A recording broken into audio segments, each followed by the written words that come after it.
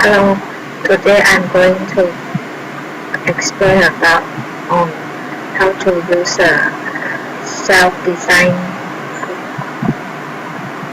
Fourier transform of the bandpass filter for the audio signal.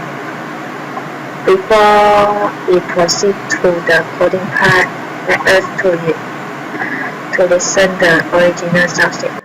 My name is Lao Bi San.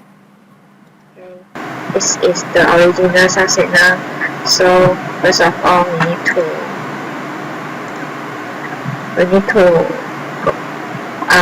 declare loop the audio signal into. We need to loop the audio signal into the Scilab, and also declare for the time range for time 0 to time t with interval of 1 over fs, and also finding the number of samples so that we can perform the Maxwell transform by using FFT of the original transform, and where the original signal with frequency domain is named as Y1. So we also need to do the FFT response is symmetric to retain the first half n over 2 points, so that the associated frequency vector has only the front side, and then we use the 0 command for the bandpass filter for all the values is 0, and then we add a range of 300 to 3000 of frequency 1 into the Y2 to set the bandpass filter. After that, we use the multiplication to perform the filtering process, which is Y1 is the original signal in frequency domain multiplied to the bandpass filter of 300 Hz to 3000 Hz. After we perform the multiplication of two signals, it will become the filter signal. After that, we have to inverse back the Fourier transform to make this audio signal in time domain, so that we can listen to the difference between the filter signal and the original signal.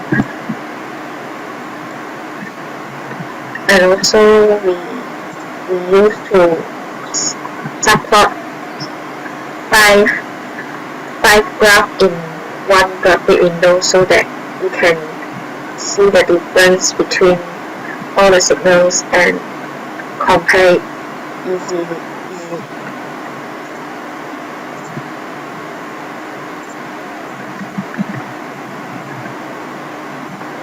Okay, we proceed to the execution of this coding. So the graph of the original signal in time domain will look like this, and the original signal in frequency domain with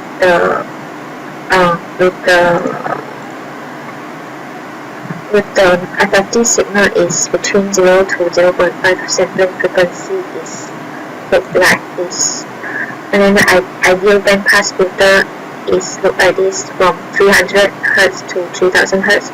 After the multiplication, only within this range of the signal can be retained, and others will be get to 0. So it is significantly to show that it has been filtered perform a bandpass filter. So after the inverse Fourier transform from frequency domain to time domain, we saw that the original signal in time domain and the filter signal in time domain has a little bit difference in the amplitude. You can see that the original signal has a higher amplitude than the filter signal. So this is the visual comparison to this task, and let us to compare the sounds part, which is we used to play the sound of audio signal after filtering.